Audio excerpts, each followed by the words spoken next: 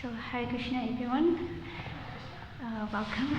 So today we are reading from Srimad Bhagavatam, Canto 2, Chapter 10, which is entitled Bhagavatam is the answer to all questions, and we're reading from text 24, which is on the board. So please repeat after me. Hastoru hatustasya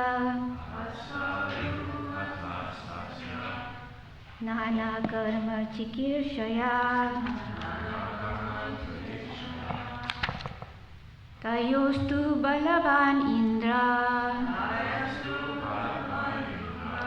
Adanam upayashrayam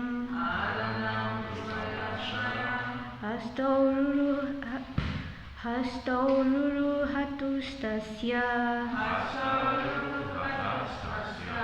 Nana karma chikirshaya Tayostu balavan indra Adanam upayashrayam. Word for word. Hasto, the hands. Ruruhatu, manifested. Tasya, his. Nana, various. Karma, work. Chikirshaya, being so desirous. Tayo, of them. Tu, however. Balavan, to give strength. Indra, the demigod in heaven. Adhanam, activities of the hand. Ubaya ashrayam,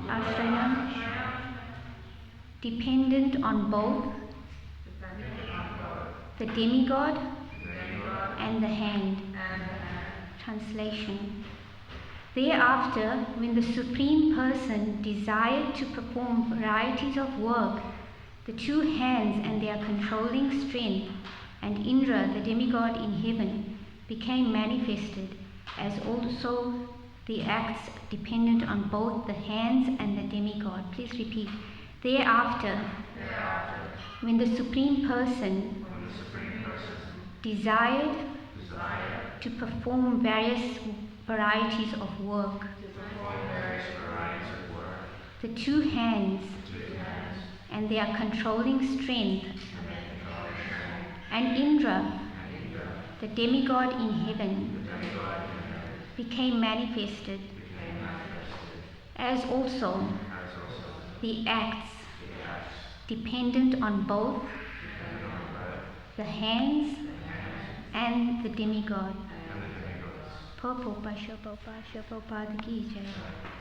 In every item we can note with profit that the sense organs of the living entity are never independent at any stage. The Lord is known as the Lord of the senses, Rishikesha. Thus the sense organs of the living entities are manifested by the will of the Lord, and each organ is controlled by a certain type of demigod. No one, therefore, can claim any proprietorship of the senses. The living entity is controlled by the senses are controlled by the demigods, and the demigods are the servants of the Supreme Lord. That is the arrangement in the system of creation. The whole thing is controlled ultimately by the Supreme Lord, and there is no independence either of the material nature or of the living entity. The illusioned living entity who claims to be the Lord of his senses is under the clutches of the external energy of the Lord. As long as the living entity continues to be puffed up by his tiny existence, he is to be understood to be under the stringent control of the external energy of the Lord. And there is no question of liberation from the clutches of illusion, Maya, however much one may declare himself a liberated soul. Jai Shri Prabhupada ki Jai. Namo Om Krishna Krishna Krishna Bhutale Shri Krishna Namo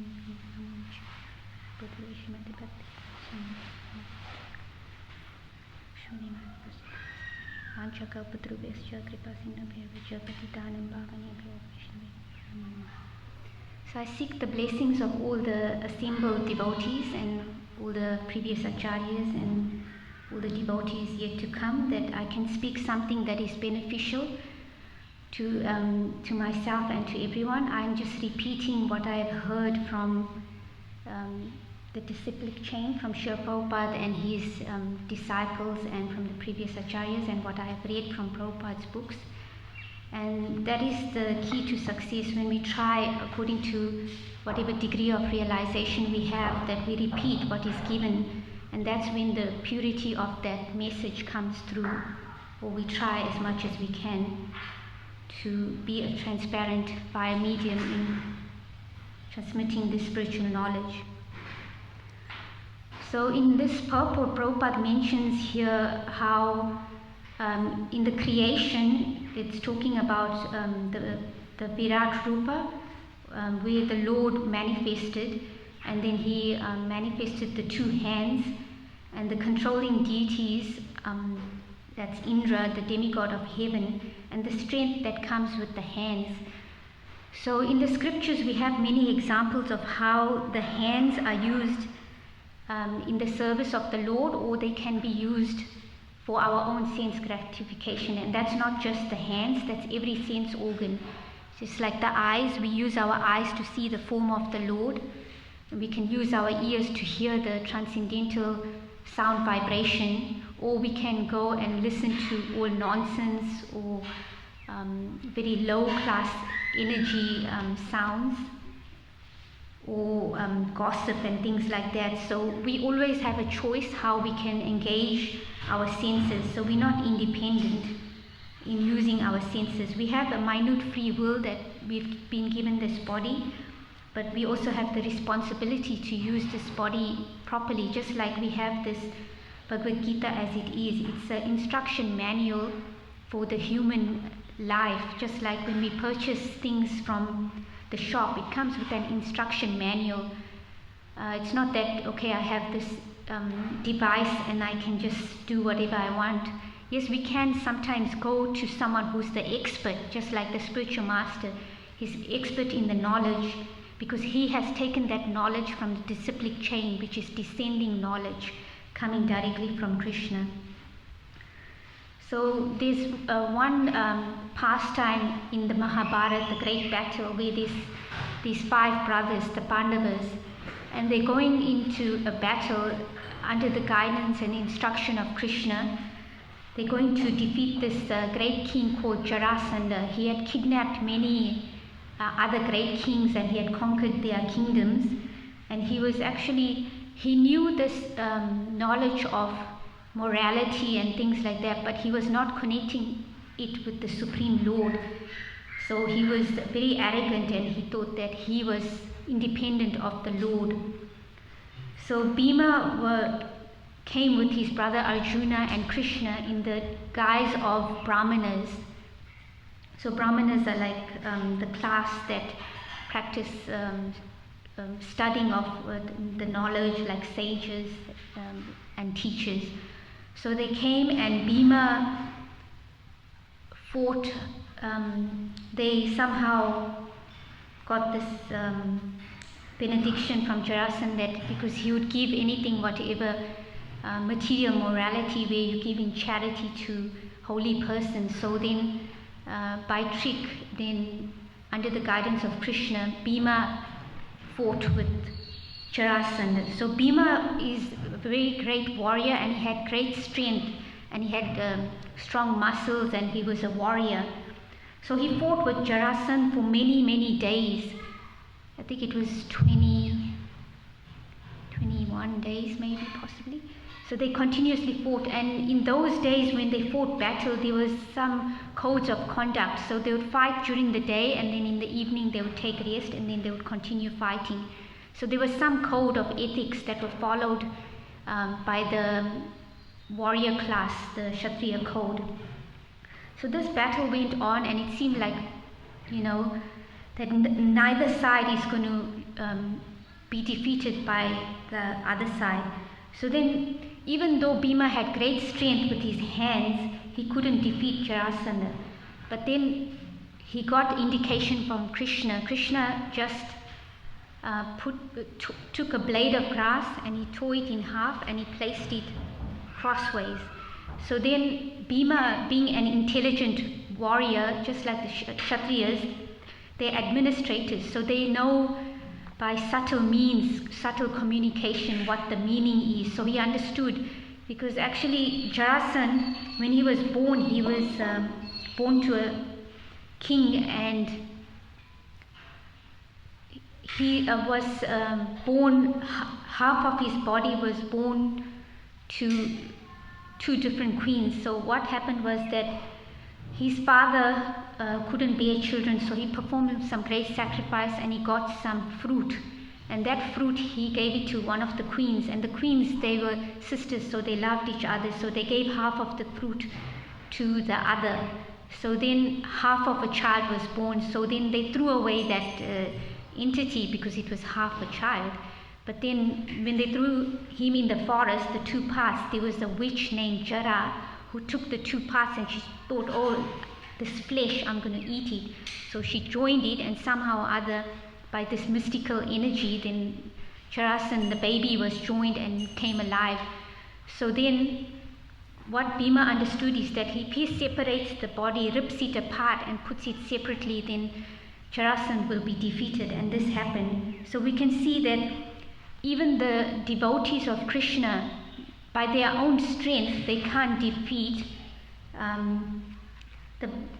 the bad forces. So there's good and evil. So they can't defeat evil forces without the mercy and the guidance of the Lord. So on our own strength we can't do anything, but when we are taking guidance and we know that our strength is coming from Krishna, then we can do great things. So there's an example, Bhakti Siddhanta Saraswati Thakur, who is the spiritual master of Srila Prabhupada.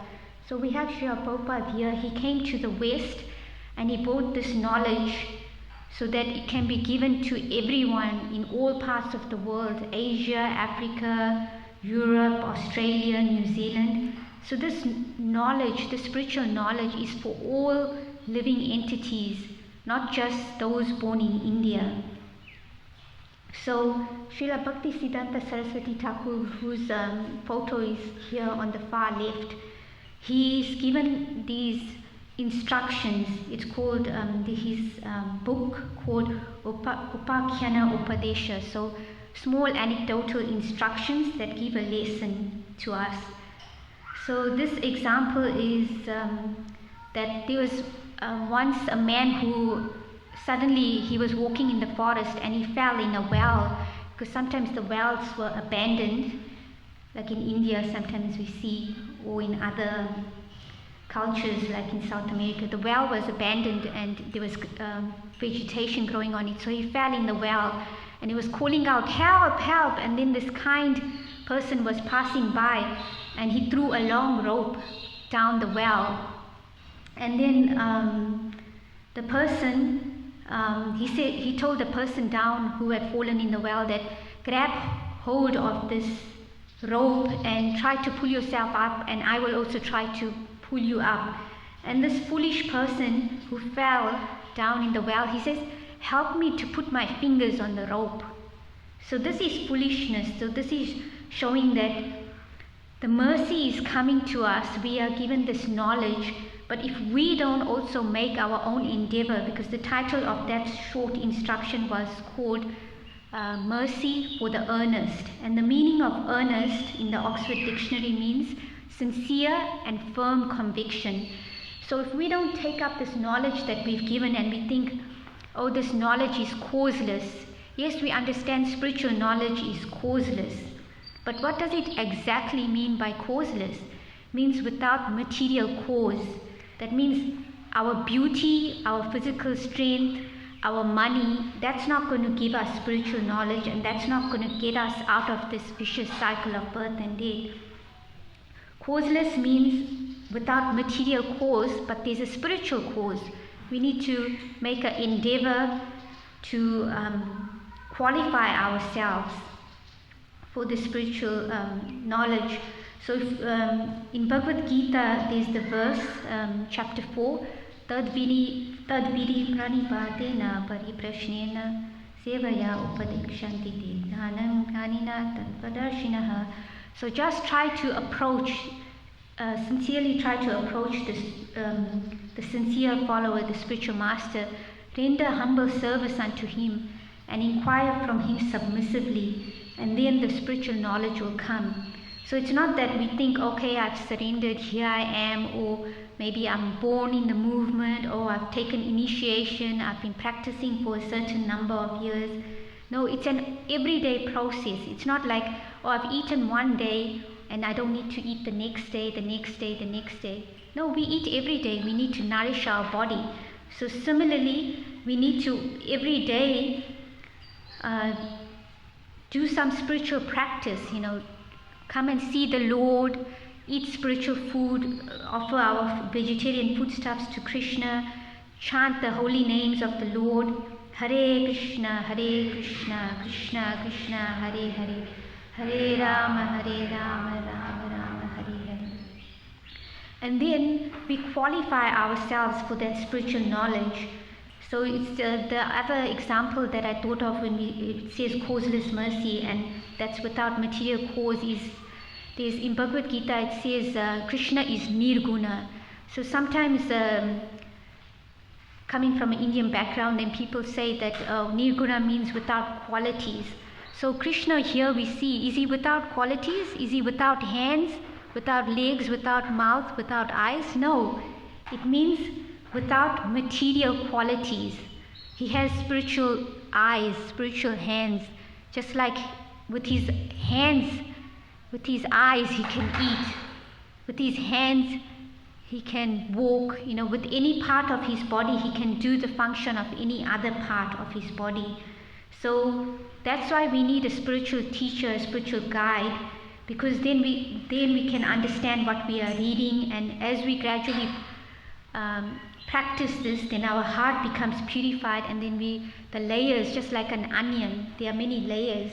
So when we practicing, then the layers are peeling off, and then our heart is becoming more open, just like if we had cataracts in our eyes, which is a disease where there's some white stuff on the eye so you can't see. But when you have the operation, when the spiritual master removes that cataracts with spiritual knowledge, then we have the vision to see the reality, what it is. But if we try to pretend like, oh, I have the spiritual knowledge, and our eyes are covered with cataracts, then we are just cheating ourselves. So if we all have this minute independence, and we can choose how we want to practice. And just like this law of karma, everyone is aware to some degree of how this works. What we sow, so we reap. Whatever we do, whatever acts we do, we get the resultant action. So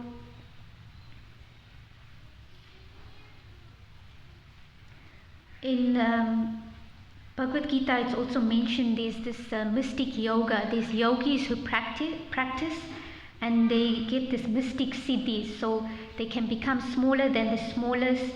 Just like Hanuman, he became very tiny when he entered the demoness's mouth, or he can become bigger than the biggest. He can become as light as a feather, or he can become, so powerful, many siddhis. So there's one mystic yoga called Prapti Siddhi, where even right now there are some mystic yogis in India who can reach out their hand and they can bring something from another place, just like maybe from some country they can bring a fruit or something like that. So that's called Prapti Siddhi. So even through yogic practice, we hear in Bhagavad Gita, it gives the different rungs of service. So there's the ladder. So Bhakti Yoga is the highest ladder, and then there's the mystic yogis. But even by practicing so many austerities, the mystic yogi can't reach Krishna. But just by sincerely following this practice of Bhakti Yoga, chanting the holy names of Krishna, Hare Krishna, Krishna Krishna, Hare Hare, Hare Rama, Rama Rama, Hare. It seems so simple, but it's so powerful because this sound is a sound that is descending from the spiritual world. It's not an ordinary sound.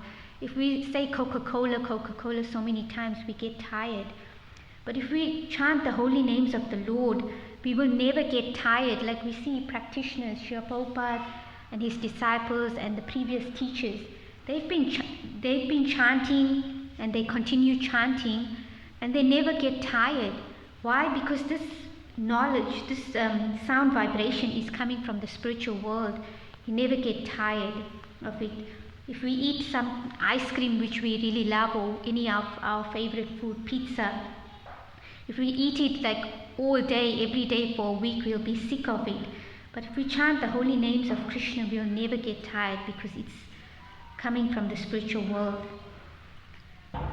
So a devotee, just by practicing this spiritual knowledge, actually attains these practice siddhis. We don't need to separately endeavor to get these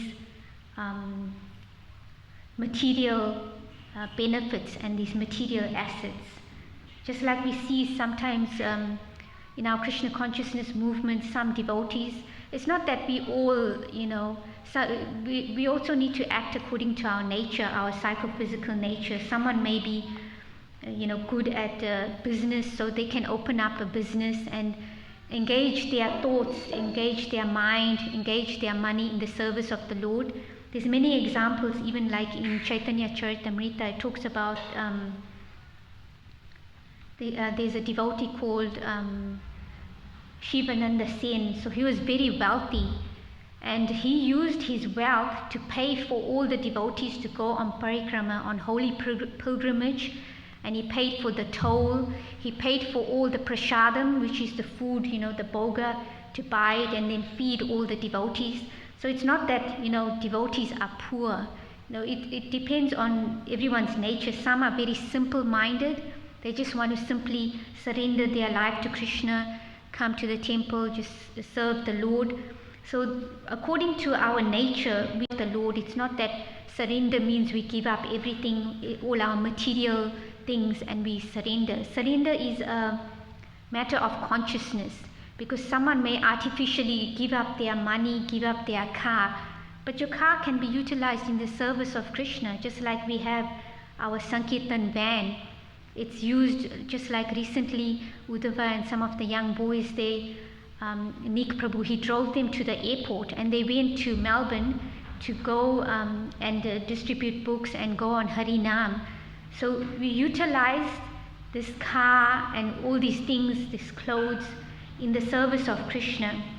Just like I got this jacket, and it's a nice and warm jacket, and people might have fancy clothes in there, but it's used for the service of Krishna. We get up early in the morning and it's really cold, we put on our jacket and we come. And so it's not that we also be sentimental and we don't look after our body that is given by the Lord.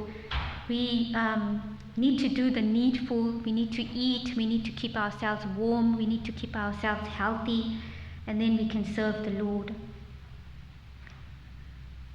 So there's, Prabhupada also mentioned in this purport that we are not independent. There's different demigods that are controlling our senses, just like there's a demigod that's controlling the blinking, things like that. So we, in our day-to-day life, we don't, we take it for granted that we can walk, we can talk and things like that. But if someone has a car accident and they break their legs, then they can't walk. So there's so many factors involved, the law of karma, and there's a presiding deity that controls the different senses. So we need to understand that these demigods are agents of the Lord, and they are given sanction by the Lord to provide us with all our necessities. Just like we have the demigod of the rain, Indra, so he's an agent of the Lord. So by serving Krishna, then automatically the agents of the Lord will be happy and they'll provide.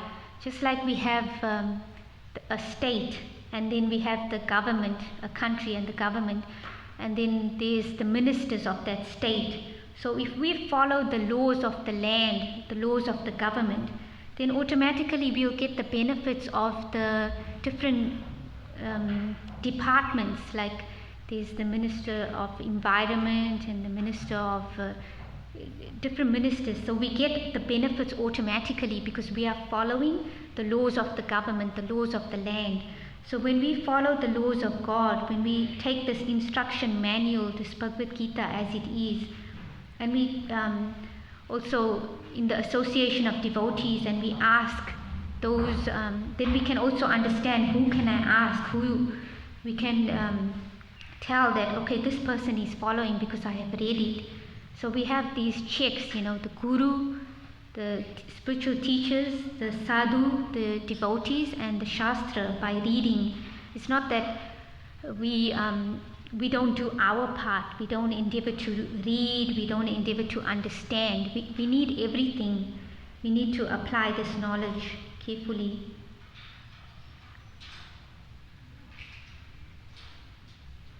So also in this purport it talked about hands.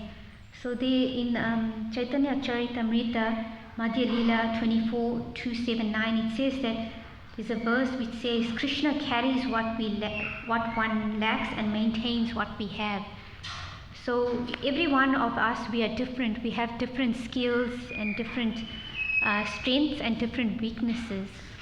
So God Krishna is very kind that when we surrender to Him, He actually preserves what we have, and He gives us more and more strength to be able to carry out our duties in service to Him and service to His devotees, to try to bring others to the fold, and then so we can ultimately go back home, back to our real home, to Krishna.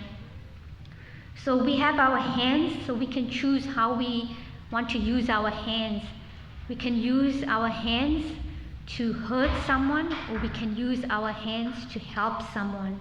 Just like we can use any part of our body in service or in doing harm to others. So I'll just end there. I'll just read the translation again. Thereafter, when the Supreme Person desired to perform varieties of work, the two hands and their controlling strength, and Indra, the demigod in heaven, became manifested, as also the acts dependent on both the hands and the demigods. So if anyone has any questions or comments or corrections. Yes, Sadhana Mataji. You said that when you chant Hare Krishna it can give you energy? Something on that line? Yes. I find sometimes at the end of the day when I've still got rounds to chant, I find it very difficult to chant, and I don't find I'm getting energy from chanting. So I was wondering if you could comment on how you can chant your rounds at the end of the day and you're too tired. Yes, so Sadhana Mataji was asking, sometimes when we have our service during the day and we still have a few rounds to chant. So for devotees, we have vows that we make, and those who have taken formal initiation, we chant a minimum of 16 rounds every day. So sometimes we have some service to do, and we've got some household things that need to be done. Maybe at that time some people have children and they need to be attended to. So at the end of the day, you don't have any energy to chant your rounds, and we've taken this vow, this prescribed duty to chant our rounds, and we don't feel that energy. So I've personally also experienced that, and in my humble understanding of it is that as much as we can, we try to prioritize our chanting in the early hours of the morning. And sometimes when we have service, then we can't do it, it's not practical. Then Prabhupada also told some of his disciples who were working and who had a family to maintain to divide the rounds. So try to chant 4 in the morning before having breakfast, 4 before lunch, 4 in the evening, like that. And then for me personally, I'm trying to work on that also, because sometimes I really struggle, and then I'm trying to finish my rounds at the end of the day. So as much as we can, we try to do it in the morning, and then we just allocate our time. Prabhupada, I think, told one disciple, sit tightly. If your mind is giving you trouble and you're not feeling energized, just sit tightly and chant. So maybe some people we see we can't sit, and some people need to walk. So we need to do whatever we need to do to get our rounds done. So it's different for everyone. There's no kind of box, one size fits all for everyone. So we need to also be innovative and find ways and means where we can get our rounds done, where we have the energy to do it. So sometimes we can talk to other devotees, get ideas and tips of how we can do it. So it's not the same for everyone, because everyone's nature is also different. But somehow or other we try to get that done. Yeah, because I see sometimes I'm also trying to work on my japa. When I don't have service in the morning, I try to sit in front of Tulsi Devi and Prabhupada, and I was chanting, and then I found that my mind also and other things, the mind always gets in the way. So then my rounds were suffering, and it was becoming slow even during that time. I couldn't, so I tried sitting outside. And then also outside sometimes it's a struggle, and I'm not saying this for anyone, but also for myself, how I can get lessons. Like sometimes I see devotees discussing managerial stuff or talking about problems during japa time. So this japa time is a special time where we allocated to chant our rounds. So if we prioritize, Krishna sees that this is the time that's allocated for me, but someone's thinking, okay, I can, like Vaisheshika Prabhu, he humbled himself. He's so humble, he was saying that once they were going for some course or some seminar, and they were divided into groups. It was something to do with management. So their group, they said, when are we going to get this time? So they had to do a presentation after class. So then the next day, and then they decided, their group, that they're going to do it during class time. And then one of his godbrothers, I think he was a sannyasi, he said, oh yes, the good old sacrificing class for management, So these times are allocated for japa. We can discuss our, sometimes we have something on our mind and we think, I really need to talk about this. Japa time is for japa time. We need to respect our own japa and respect others' japa time. Our family problems and this problem, the management stuff, because we need to chant our rounds anyway. So why not chant it during this japa time? Why not go for class during class time? And then we can do other things. Of course, sometimes circumstances come and we need to do these things.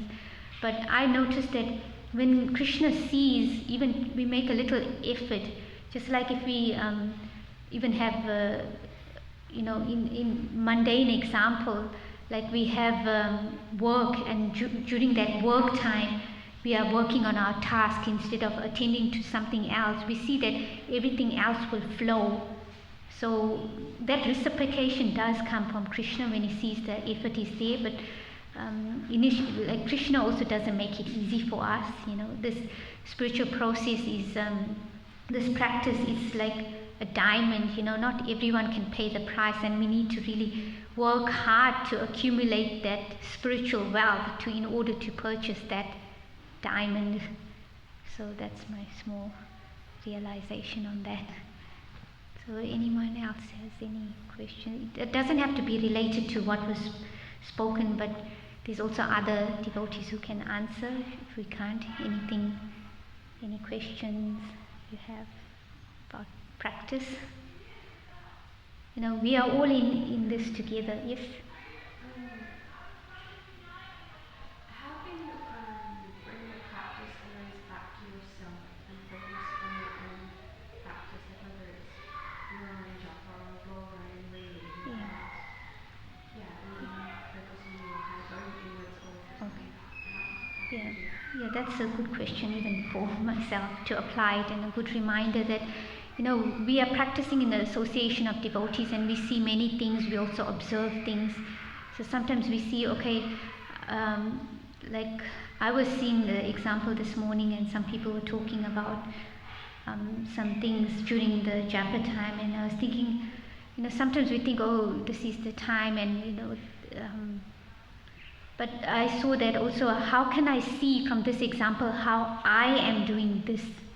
So how can I also try to better myself? Okay, maybe I need to go inward, and I see, okay, sometimes not in this case, but in other times also, I think that I need to solve this problem. But if I just sit tight and chant, maybe read 2 pages of Bhagavad Gita, then maybe the solution will come, or maybe some devotee will walk, or something will happen, and the answer will come. So when we prioritize Krishna, then Krishna will help us. So even though, because we are also human, and we have this tendency to also kind of see, okay, this shouldn't be done, or that should be done, we can try to bring it back to ourselves that, oh, how am I doing that, what that person is doing, or maybe I'm irritated by something that someone did, or I notice it. So we're noticing something because it's in ourselves, or we've done it before, or we're doing it, so we can see, oh, how can I improve on that? It's just like also the mind keeps wandering. So Prabhupada and his disciples give the example, just like a bodybuilder, he's lying on the bench, I don't know how it works, the gym, and they're lifting weights. So a skinny person walks in and he says, oh, I want to lift that 20 kg weight. You can't do it. You have to do it gradually. So also, we are all at different stages, so we need to build that foundation. And some people's foundation is stronger, so they can start lifting 20, 40, 50 kilos because they've already done the foundation, the groundwork. So we need to see and be honest with ourselves where we need to work at, and keep bringing our mind back, keep doing the practice. You want to get if someone is overweight and they want to lose weight, we need to keep doing it every day. And it's applying the practice, eating healthy, doing these things. So it's a daily thing, and every day, even someone may be a seasoned practitioner, or someone may be beginning. It's a daily process. Every day we need to eat, every day we need to do these activities. So we need to be honest with ourselves and just try to see how can I improve on myself. Because when we work on ourselves, then that is the preaching in itself that we sincerely try to follow, and that will inspire someone else that, oh, I can also try to work on this that someone else has, that I can improve. And then someone else is inspired by us, so different things. So we all at different stages, and we all in this together. It's just like it says in a hospital, everyone's sick, but different degrees of sickness. So the example is given like, we are all in the hospital. Someone say that, oh, you are more sick, but we're all in the same hospital, so we're all trying to get better. So it's just like we in the shower, we're trying to get clean. Someone may be more dirty, someone may be less dirty, but we're all in the shower. We're all trying to, purify our heart and surrender to Krishna, so we can go back home, back to Godhead. So thank you for that question, and thank you for reminding. Yes? I have a question about the demigod that controls the senses. Yeah. So, should you offer prayers to the demigod, and which demigod is it? Okay, there's actually different demigods controlling different sense organs and different elements, like the wind god, the sun god, demigod who controls, the ability to move the finger, the ability to close the eyelid, and that. So just like, there's the government, the president. If we follow the laws of the land, just like we drive on the left side, in Australia, in other countries, maybe in America, they drive on the right side. So if we follow the rules of the land, doesn't mean we have to follow every instruction of the police, direction like that. So automatically, by serving Krishna, all the demigods are satisfied, because they are actually agents of Krishna, so they are following his law. So when we serve Krishna, automatically they are getting the benefit. It's just like in a company, there's the employee, and we are following the manual, we have a contract with the employer. So if we follow that, it doesn't mean we have to, every individual boss of every individual department, we have to try to, we know that we're following what is the given guidance, and of course we show respect to those different departmental heads. So automatically then Krishna is pleased. So actually there's so many millions of demigods, we can't practically do that. But if we just in our understand this principle of humility, to respect every living entity, then because Krishna is in the heart of every living entity, automatically we'll be able to carry on and respect everyone. Okay. Thank you everyone. Adani Koti Vaishnava Vrinda ki jai, Srimad Bhagavatam ki jai.